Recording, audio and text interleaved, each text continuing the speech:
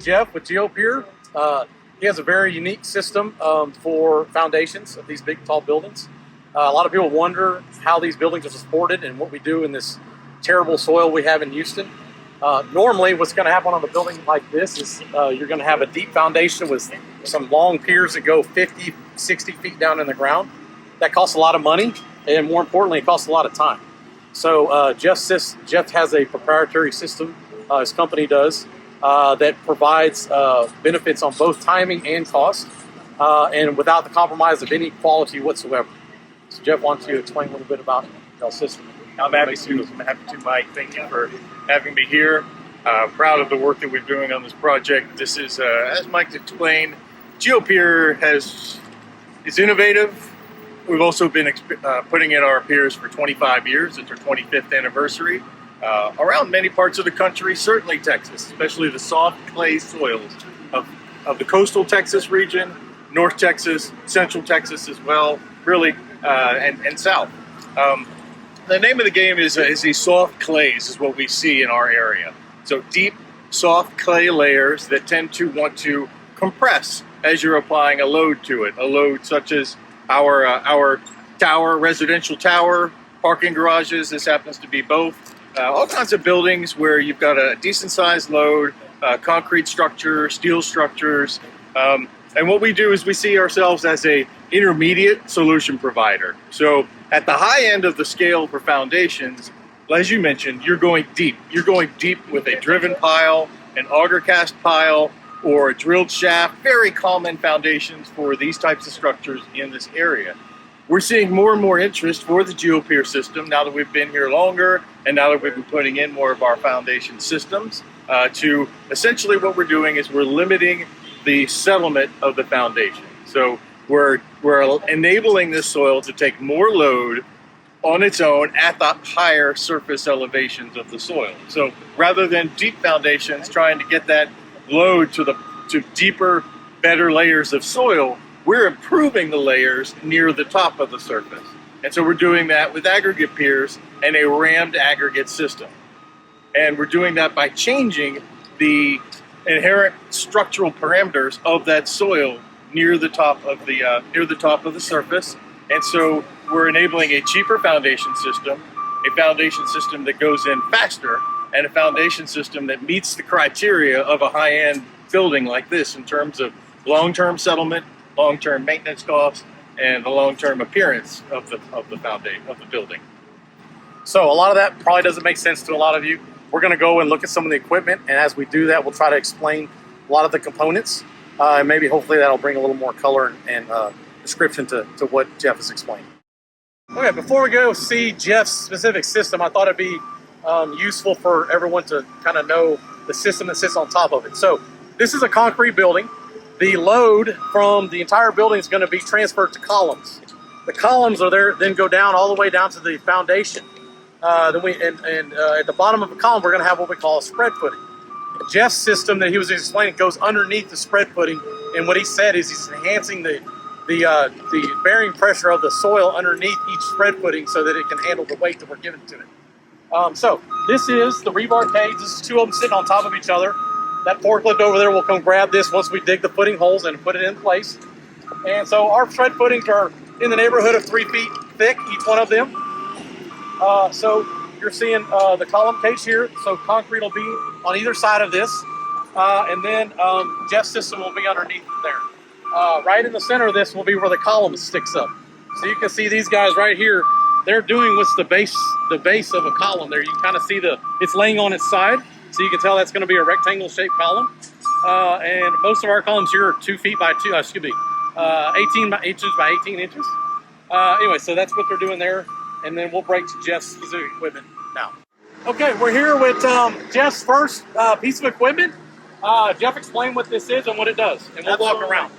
Yeah, welcome to the job site and the Geopier equipment. Let's start with really quickly the fundamentals of the three things that we're doing with Geopiers. One is we're drilling a cavity in the ground. We're opening a cavity inside the ground. Two, we're going to fill it with our rock. Three, we're going to apply energy to that rock. That rock consolidates and then forces that energy out to the soil around it to improve that soil. So we got 3 pieces of equipment here today to do that job. The first piece of equipment, we'll walk around and see our drill rig.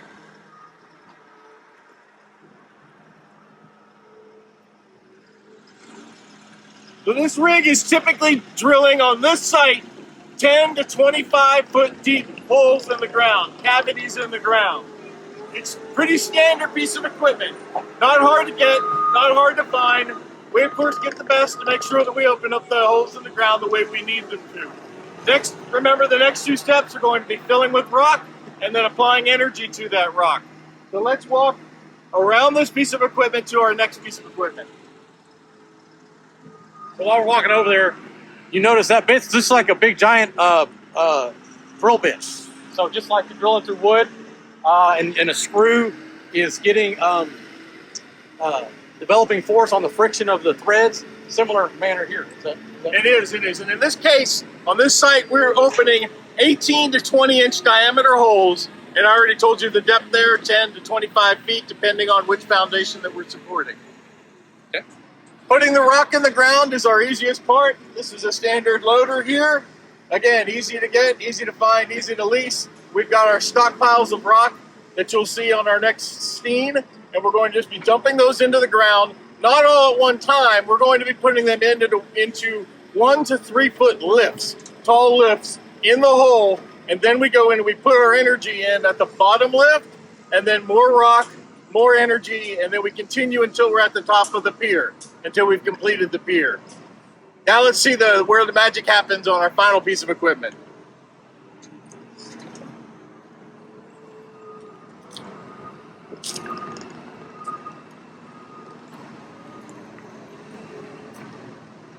This is a piece of equipment that we use to put the energy into the pier, into the rock, that consolidates the rock and then improves the soil around it to hold up that load. The equipment itself is actually not the complicated part of the process. It is also a standard excavator, but with these excavators we can put different types of attachments on them. And in this case, we're putting on a hydraulic hammer. It is tall. This hammer is what applies that energy. So the hammer puts the momentum and the energy into the system, but you need a tool that transfers that. And that tool is this one here.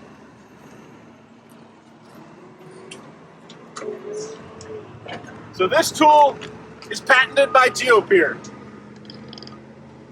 This is our mandrel. This is what's used to transfer that energy from the hammer to the pier. We drop it into the hole, initially at the bottom, and we work our way up as we put more rock or aggregate into it. And really we'll focus at the end of the mandrel over here.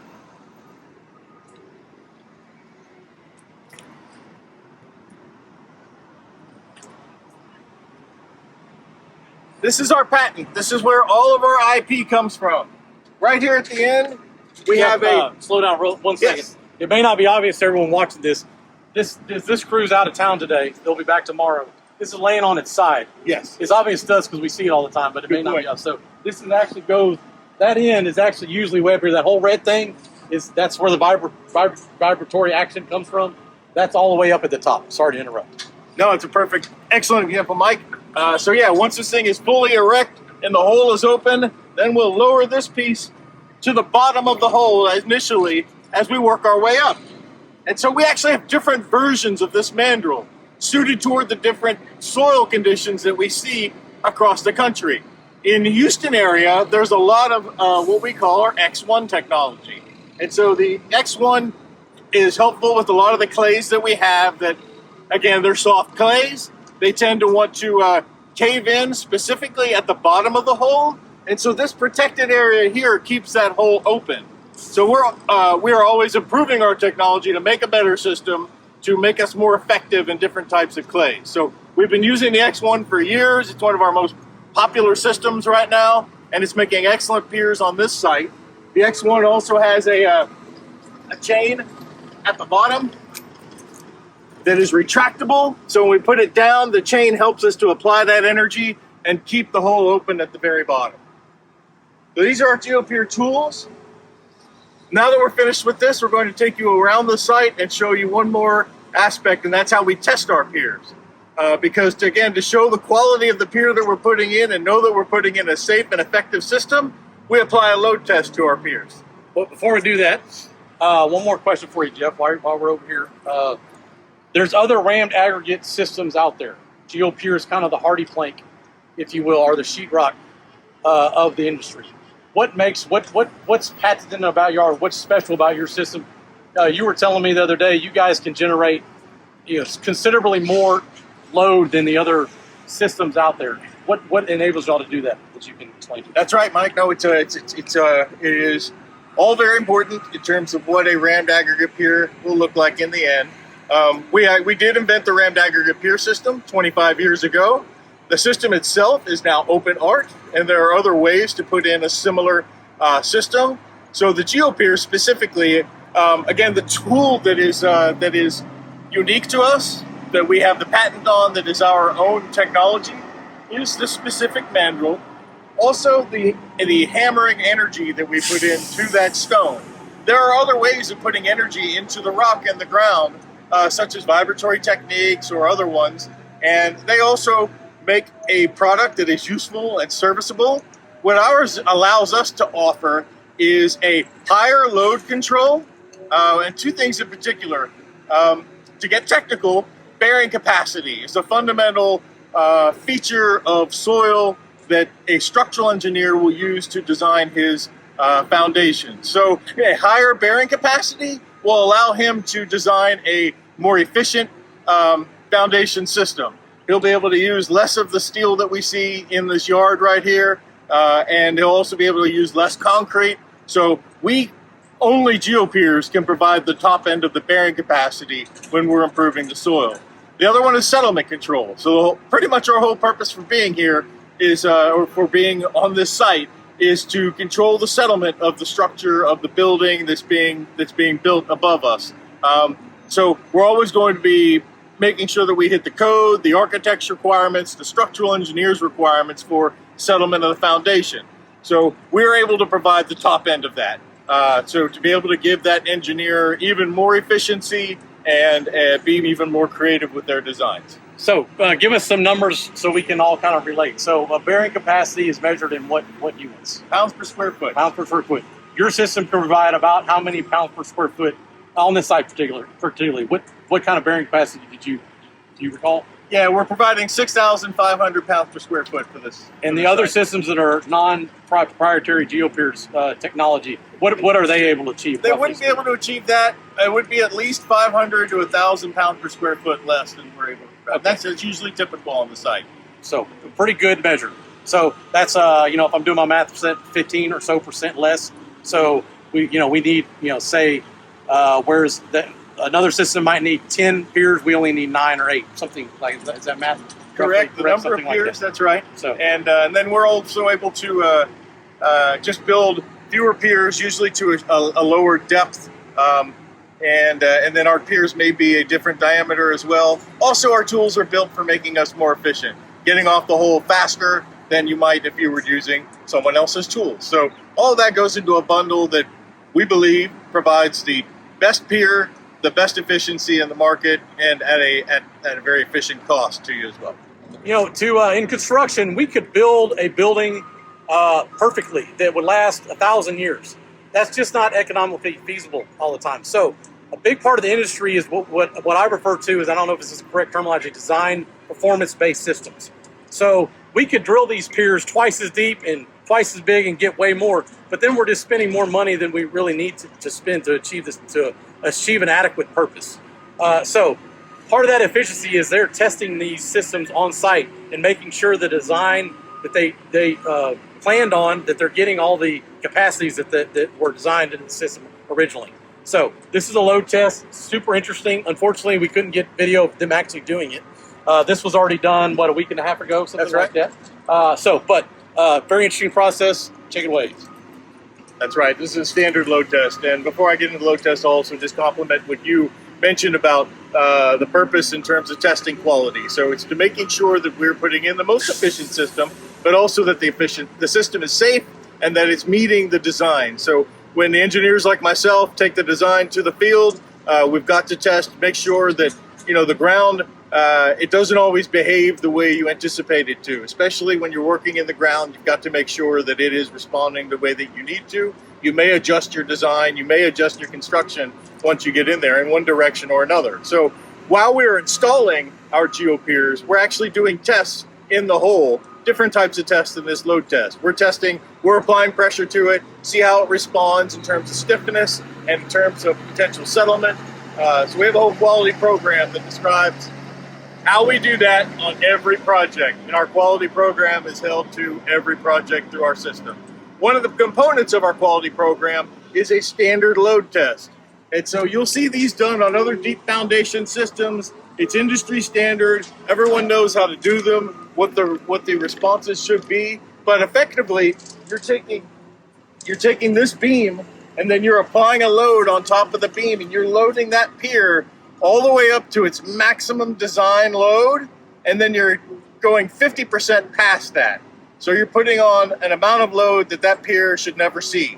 And you're holding it on there for a prescribed amount of time, say 4 or 6 hours, depending on what you spec for that job. And you creep it up. You don't apply it there all at one time.